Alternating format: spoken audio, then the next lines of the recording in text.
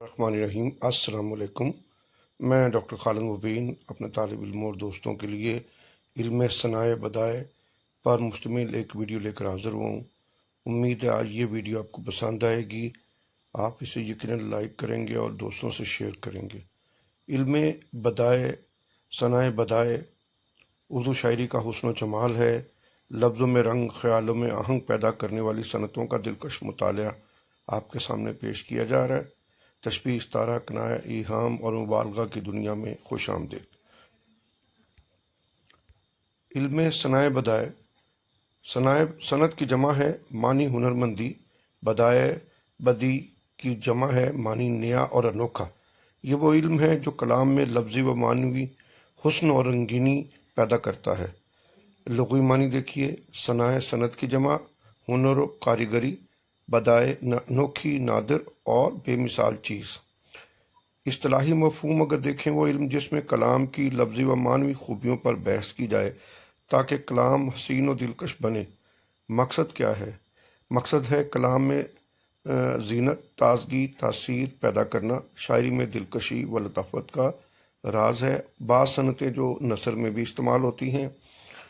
صنعت حسن تعلیل مثلا دیکھیے، شاعر جب کسی بات کی ایسی وجہ بیان کرے جو حقیقی نہ ہو بلکہ شاعرانہ اور خیالی ہو تو اسے حسن تعلیل کہتے ہیں۔ تعلیل کے معنی علت ہے، یعنی علت کچھ اور ہو، بیان کچھ اور کی جائے۔ مثلا آخر کو ہو کہ لالا اگا نو بہار میں، خون شہید عشق نہ زیر لالا کا اگنا طبعی ہے، مگر شاعر نے اس کی وجہ خون شہید کو قرار دیا ہے، یعنی آخرکار خون شہید عشق چھپ نہیں سکا اور وہ بہار کے موسم میں گل لالا بن کر نمودار ہو گیا، حالانکہ حقیقتاً ایسا نہیں ہوتا۔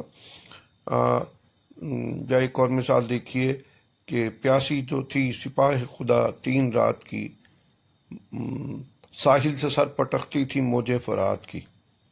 صنعت تضاد اور سیاقت العادات۔ صنعت تضاد، دو متضاد لفظوں کو خوبی سے لانا کہ حسن پیدا ہو۔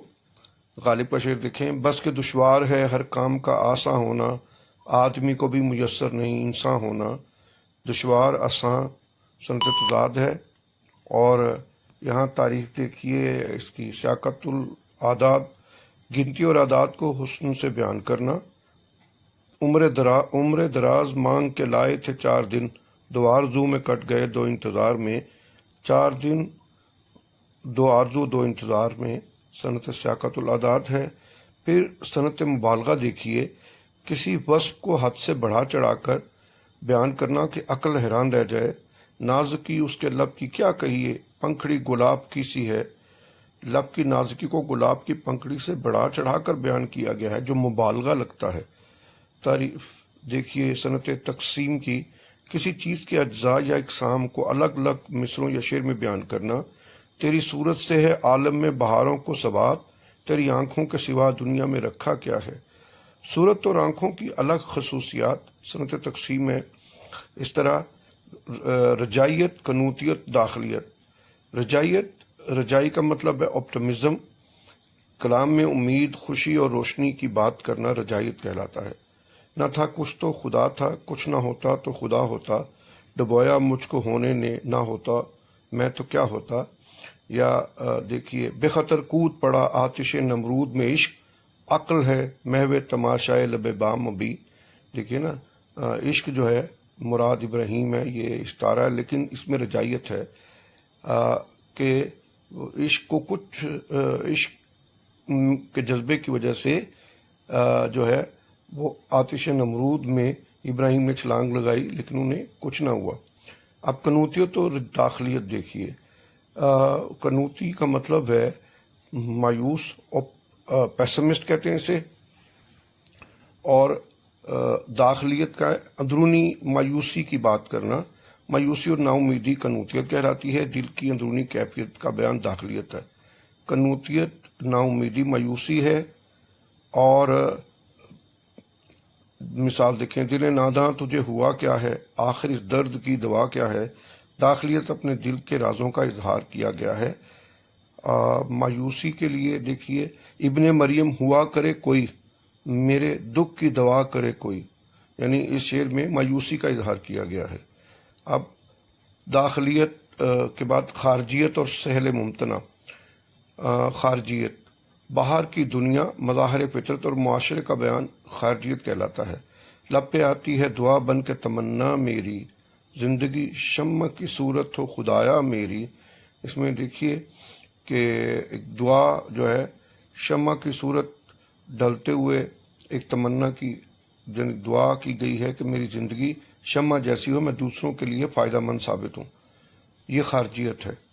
اور سہل ممتنع شعری اصطلاح بھی ہے، ایسا سادہ کلام جو بظاہر آسان لگے مگر ویسا کہنا مشکل ہو جائے۔ مجھے سہل ہو گئی منزلیں، وہ ہوا کے رخ بدل گئے، تیرا ہاتھ ہاتھ میں آ گیا کہ چراغ راہ میں جل گئے۔ یا ایک اور مثال دیکھیے سہل ممتنع کی، تم میرے پاس ہوتے ہو گویا جب کوئی دوسرا نہیں ہوتا۔ یہ مومن کا شعر ہے۔ پھر رمزیت، ایمائیت اور علامتیت۔ رمزیت کو دیکھیے، ایسا اشاراتی انداز جس میں بات سیدھی نہ کہہ کر رمز و کنایہ میں کہی جائے۔ پردہ نہیں جب کوئی خدا سے، بندوں کو پردہ کرنا کیا۔ یا ایک مصرع ہے، تو پھر بے حجاب بصیرت کیا چیز۔ پھر ایمائیت اور علامتیت دیکھتے ہیں۔ کسی چیز کی جگہ علامت استعمال کرنا، جیسے گلاب محبت کی علامت ہے، چراغ طور بجھا روشنی نہ تھی ویسے، یہ حادثہ بھی محبت کی روشنی میں ہوا۔ اور ایمائیت، رمز و ایمائیت کی تعریف ہو چکی ہے، یہ تھی علامتیت، سمبولزم، ایہام اور لفظ و نشر۔ صنعت ایہام، ایسا لفظ جس کے دو معنی ہوں، ایک قریب کے ایک بعید کے، اور بعض اوقات بعید کے معنی مراد ہوں۔ شب فراق تو ہے آج کچھ عجیب اپنا، ستارہ سحر ڈوبا تو چین سے سوئے۔ دو معنی والا لفظ ایہام کا حسن ہے۔ مسجد میں جا پھنسے مومن، رات کاٹی خدا خدا کر کے۔ پھر دیکھیے لفظ و نشر، پہلے کئی چیزیں لپیٹ کر کہنا، پھر ان کو مناسبت سے وضاحت کرنا۔ تیری صورت میں ہے جانا شب دجور کا سا رنگ، لبوں میں صبح کا، زلفوں میں شام کا سا رنگ۔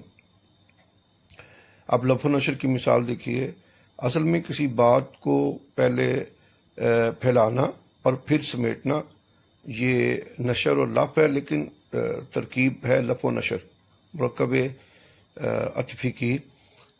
جیسے زندگی کیا ہے عناصر میں ظہور ترتیب، موت کیا ہے انہی اجزاء کا پریشان ہونا۔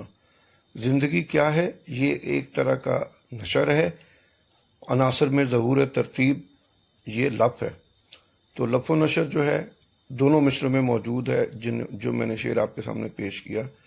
اب صنعت کنایہ، لفظی حقیقی معنی کی بجائے مجازی معنوں میں اس طرح استعمال ہو کہ حقیقی معنی بھی مراد لیے جا سکیں اور مجازی معنی بھی۔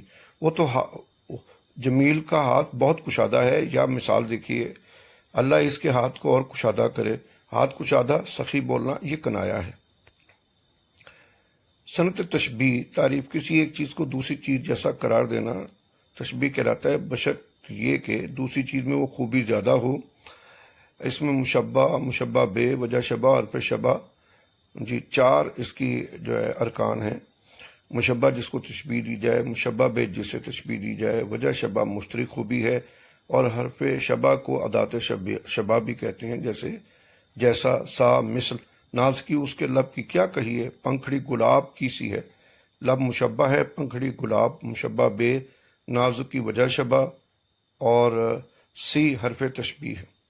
علم بدائع کلام کو حسین بناتا ہے۔